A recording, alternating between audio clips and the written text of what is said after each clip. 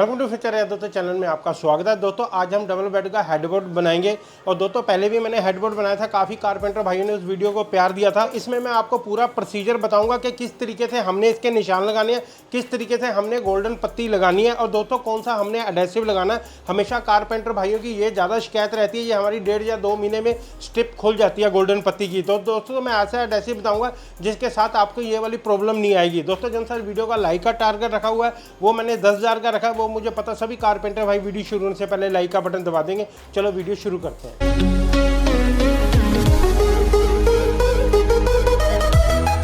दोस्तों हेडबोर्ड की मैं आपको मेजरमेंट के बारे में बता देता हूं कि किस तरीके की हमने इसकी मेजरमेंट रखी है। लंबाई इसकी 6 फुट के करीब है। तो जो सा हमने साइज रखा 33 इंची के करीब रखा है, तो यानी कि 72 बाई 33 का है। तो ये इसकी हमने मेजरमेंट कर रखी है। ये देखो मैंने ड्रॉ कर रखा है कि आप लोगों को दिक्कत ना हो समझने में और मुझे समझाने में।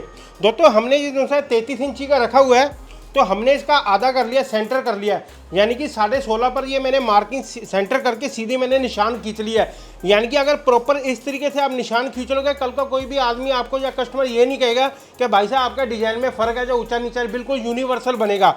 ये हमने सेंटर करने के बाद जैसे फिर क्या करना है, मैंने इसके 5 हिस्से कर लिए, 1 2 3 4 5 हिस्से कर लिए, यानी कि 72 इंची के मैंने 14.5 इंची के हिस्से कर लिए। मैंने लिखा भी हुआ है कि आप लोगों को पता भी लग जाए। 14.5 इंची का मैंने सेंटर करने के बाद कि जितनी भी आपकी स्टेप है या 2 इंची की या 1.5 इंची की या 1.25 इंची की है, तो हमारे पास जो सी गोल्डन पत्ती है जो 1.25 इंची के करीब है, तो मैंने सेंटर से 5 सूत इधर ले लिया, तो 5 सूत इधर ले लिया, मैंने ये सीधी ऐसे लाइनिंग खींच लिया। ठीक है, ये मेरा निशान निकला है। सभी मैंने इसी तरीके से निशान खींच लिए, 1 2 3 4 मैंने निशान खींच लिए 1.25 इंची के, यानी कि प्रॉपर हमारा सेंटर निकला है। सेंटर के बाद जो सा ये मैंने राइट एंगल में खींचा हुआ है, ट्रायंगल बना हुआ है, ये मैंने कितना ले रखा है।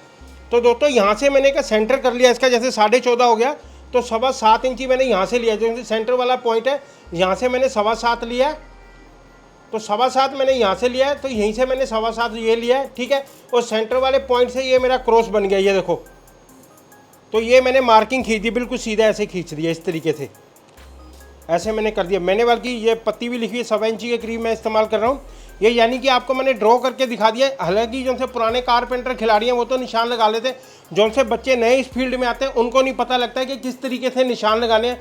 तो करके ये मैंने आपको प्रॉपर तरीके से निशान बताए हैं करने। और दोस्तों इसका मेजरमेंट का साइज सेंटर से कभी भी हम चलते हैं, हम लोगों को सेंटर से चलना होता है कि ये नहीं हम उधर से आए तो इधर फिर फ़र्क पड़ जाएगा। तो सेंटर से अगर मैं बात बोलूँ तो इसकी मेजरमेंट कितनी हुई है, ये हमारा कितना पोर्शन बाहर निकला, ये वाला ये 6.25 इंची आया, 6 इंची 2.5 सूत के करीब आया। आपको नज़र भी आ रहा होगा 6 इंची 2.5। इधर देखते हैं कितना है, तो इधर भी इतना ही आया, 6 इंची 2.5 सूत। तो यानी कि बिल्कुल 0-0 आया, यानी कि मेजरमेंट में हल्का सा भी फर्क नहीं है। तो इस तरीके से मैंने ड्रॉ किया है। दोस्तों मैं आपको ये भी बताऊंगा हमारी इसमें पत्ती कितने फुट लगी है, तो हमारी इसमें फोम कितना लगना है, कपड़ा कितना लगा है, तो मैं ये भी बताऊंगा। आमतौर पर यार प्रॉब्लम ये भी आती है कारपेंटर भाइयों को कि स्ट्रिप में हमारा वो पड़ जाते हैं, फरड़ पड़ जाती है या ढबक पड़ जाती है, वो भी मैं बताऊँगा किस तरीके से हमें इसको लगाना है। कई जो से नए कारपेंटर होते हैं तो उनको साइड की लंबाई का पता नहीं रहता भी किस तरीके से साइज लेना है। मैं आपको बता देता हूँ। जैसे आपका फ़र्ज करो 3 इंची का आपका पैर है, उसके ऊपर हमारा 15 इंची का ये बक्सा है। बक्से के बाद क्या करते हैं, हम गद्दे को 1 इंची के करीब अंदर कर देते हैं। तो आपने फिर देखना गद्दा 4 इंची का लगा रहे हो क्या 6 इंची का लगा रहे हो, कि जैसे मैंने गद्दा इसके अंदर 6 इंची का लगा दिया है, तो 6 इंची के बाद जो सी हमारी साइड आएगी ये 33 इंची की है। तो कुल यहाँ से लेके नीचे से लेके ऊपर तक हमारी साइड की लंबाई कितनी हो जाएगी, 56 इंची के करीब बन जाती है। अगर मैं आपको फुटों में बताऊं तो 4 फुट 8 इंची के करीब बन जाती है। वो आपने अपने आप कर लेना। अगर गद्दा आपका 4 इंची का तो आपने अपने हिसाब से कम बढ़ती कर लेना है। अगर आपका 12 इंची का बक्सा है तो आपने उस हिसाब से अपनी साइड को कर लेना है। तो ये इसका फार्मूला होता है। ये बोर्ड के ऊपर भी हमने मार्किंग कर ली है जैसे कि आपको दिख रहा है। तो हम इसके पीस काटेंगे, ये वाला पीस हम यहाँ तक काटेंगे, 24.25 इंची के करीब है, यानी कि इसका क्रॉस नहीं करेंगे क्योंकि फिर वी हमें मिलाने में बड़ी मुश्किल होगी, कि वी हमारी ये सीधी इस तरीके से मिल जाएगा ये वाला पीस। तो हम क्या करेंगे 24.25 इंची के पीस काटेंगे इसके। और दोस्तों पीस काटने से पहले आपने क्या करना है, ये ग्लव्स वगैरह डाल लेने हाथ के अंदर, क्योंकि ये बड़ी धार इसकी तेज़ होती है। आमतौर पर जो सी आपको समस्या आती है, आप बोलते हो भी इसमें ढबक आ जाती है, तो आपको जो सी पत्ती लेनी है मोटी वाली लेनी है। ठीक है, अब हम इसको काटेंगे 24.25 इंची की।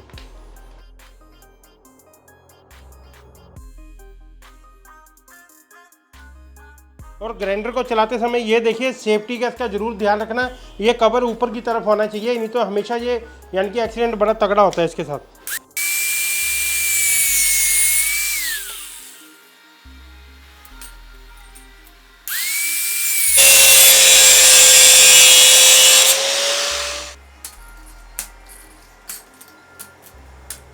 दोस्तों इसमें हम एडेसिव लगाने से पहले हम क्या करेंगे, यहाँ पर कीले मार लेंगे, यानी कि जो सा पीस इधर उधर ना भागे।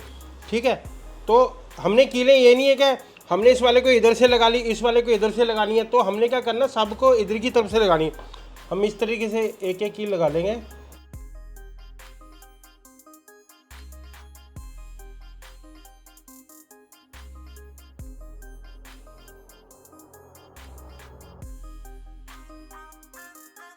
दोस्तों जो सा हम इसके अंदर एडेसिव इस्तेमाल करेंगे, ये बेंसन कंपनी का पॉलीफिक्स के नाम से आता है, ये WPC है, यानी कि मल्टीपर्पज़ है, यानी कि फास्ट वाला है। इसके अंदर क्या होगा, आपको एक्टिवेटर की जरूरत नहीं पड़ती। एक इनका ये आता है HB ग्लू आता है, तो इसके अंदर आपको एक्टिवेटर की जरूरत पड़ेगी, क्योंकि इसकी ये थोड़ा सा स्लो काम करता है। क्योंकि अब अगर आपने कोई भी चीज़ वगैरह सेट करनी हो तो उसके अंदर आपको इसके अंदर टाइम मिल जाता है। अगर आपको परचेज करना है तो अमेजोन का लिंक मैं नीचे डिस्क्रिप्शन में दे दूंगा, तो वहाँ जाके आप इसको परचेज कर सकते हो। इसको इस्तेमाल कैसे करना है ये मैं आपको बताता हूँ। हमने करना हल्का हल्का सा इधर लगा देना है, ये देखिए इस तरीके से, ज़्यादा नहीं लगाना है कि हमारी जो सी पत्ती से बाहर ना निकले। तो आमतौर पर यही शिकायत कई कस्टमर करते हैं कि हमारे इसमें ढबक आ गई है, कि हमारे कारपेंटर ने सही तरीके से नहीं लगाई। वो भी मैं आपको बताता हूँ। आपने क्या करना, सीधी धार की ऐसे ले लेनी है, तो इसको प्रेस कर देना आपने, इस तरीके से प्रेस कर दोगे तो प्रॉपर जो सा दबाव होगा एक जैसा यही पड़ेगा।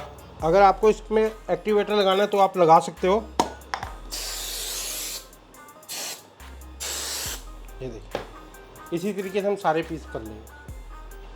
जब हम स्ट्रिप को लगाते हैं तो सबसे ज़्यादा प्रॉब्लम क्या होती है, मेरे कारपेंटर भाई क्या करते हैं, जब इसको लगाते हैं तो इस तरीके से प्रेस करते हैं, जो भी हमारा गम वगैरह होती है तो बीच में आ जाती है। तो यहाँ पर क्या होता है, इकट्ठी जो सी ये शीट होती है ये डब को मारने चालू कर देती है। तो हमने जब लगाना तो इस तरीके से लगाना है, या हमने ऐसे पट्टी रख लेनी सीधी धार की, तो उससे बिल्कुल परफेक्ट आएगी। स्ट्रिप के ऊपर जो सा मैं एडेसिव इस्तेमाल करता हूँ, कई बार क्या होता है हम नोजल को ज़्यादा काट लेते हैं, जिससे एडेसिव बहुत ज़्यादा निकलता है, उससे वेस्ट भी होता है। जब हम इसको लगाते हैं तो हमने ये देखना है स्ट्रिप से हमारा एडेसिव बाहर ना निकले। जिस तरीके से मैं लगा रहा हूँ, जैसे आप देख रहे हो, आमतौर पर कारीगर ज़्यादा लगा देते हैं, एडेसिव उससे बाहर निकल जाता है स्ट्रिप से।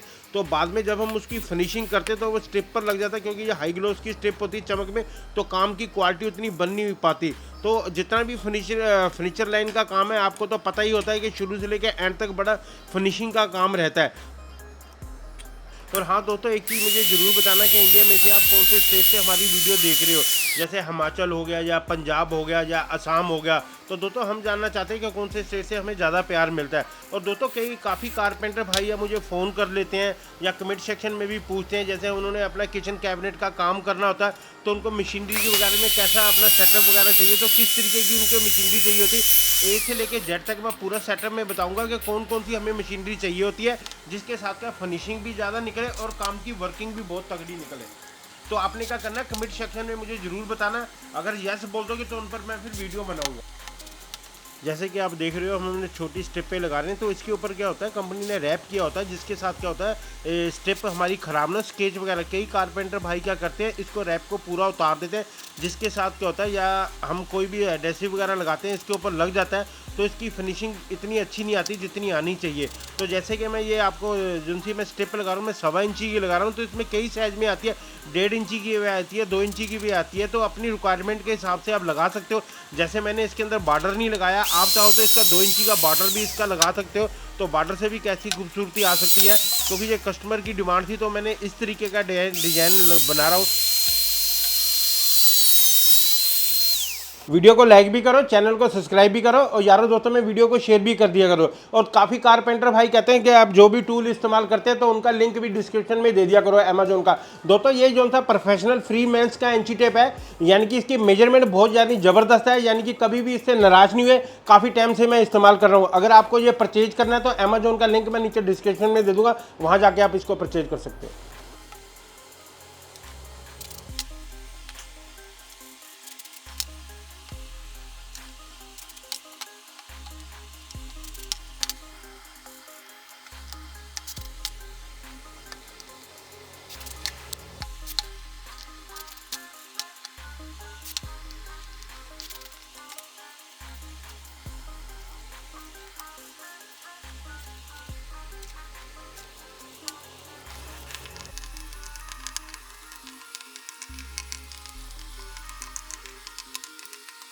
दोस्तों ये देखिए फिनिशिंग कितनी तगड़ी आई है, तो बिल्कुल यानी कि यूनिवर्सल आए इनके, यानी कि बिल्कुल राइट एंगल में आपको फरमा लगा के भी दिखाऊंगा। और ये देखिए दोस्तों कोई भी ढबक वगैरह नहीं है, ये पत्ती एकदम एक्यूरेसी से आई हैं। और जौन सा हम इसके अंदर फोम या ठिप्पे लगाएंगे वो क्या करेंगे, एक सूत इसके ऊपर चढ़ा देंगे, एक सूत इसके ऊपर, यानी कि जौन सी पत्ती हमारी 1.25 इंची की 1 इंची की नज़र आएगी।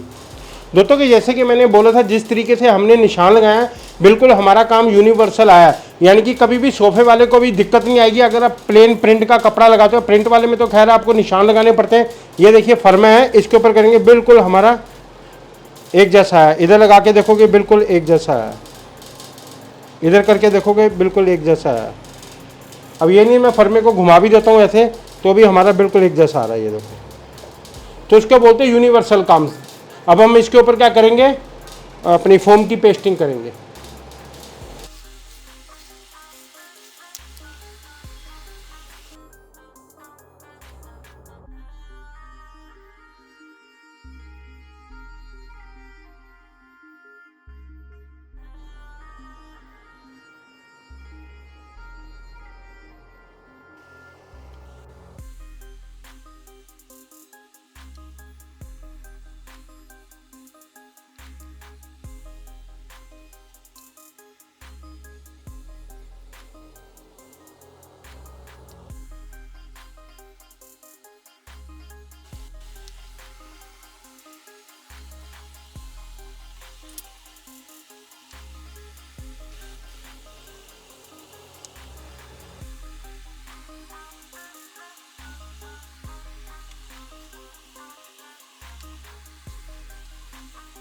दोस्तों ये देखो फिनिशिंग कितनी ज़बरदस्त आई है, ये देखो कोई भी आपको पत्ती में ढबक नहीं, कोई जॉइंट नहीं खुला, और बिल्कुल सारे पीस हमारे यूनिवर्सल आए हैं। यानी कि ये वाला पीस इधर भी फिट हो जाएगा जैसे मैंने फर्मे में बताया था। यानी कि इस तरीके से निशान लगाने से ये है, एक तो एक्यूरेसी बड़ी ज़बरदस्त निकलती है, कल को कोई ये नहीं कहेगा ये पीस टेढ़ा है या इधर है। अगर मैं दोस्तों इसके खर्चे की आपको बात बताऊँ तो इसके अंदर जो सी हमने फोम लगानी है वो दोस्तों 50 mm के करीब लगानी है, यानी कि फैदर फोम का, क्योंकि मैं तो फैदर या स्लीप बेल का ही काम करता हूँ। तो उसका जो अगर मैं उसका मार्केट में प्राइस बताऊँ तो 1800-1900 रुपये का। इसके अंदर जो सी गोल्डन पत्ती लगी है मेरी 30 फुट के करीब लगी है, यानी कि 150 रुपये की 8 फुट की आती है, वो आप हिसाब लगा सकते हो। दोस्तों अगर मैं इसके कपड़े की बात करूँ तो इसमें कपड़ा कितना लगेगा, 2.5 मीटर के करीब लगता है। जो सा मैं सोफों में कपड़ा लगा के देता हूँ वो 1000 रुपये मीटर का आता है, यानी कि अपना समझ लो 2500 के करीब इसमें कपड़ा लग जाएगा।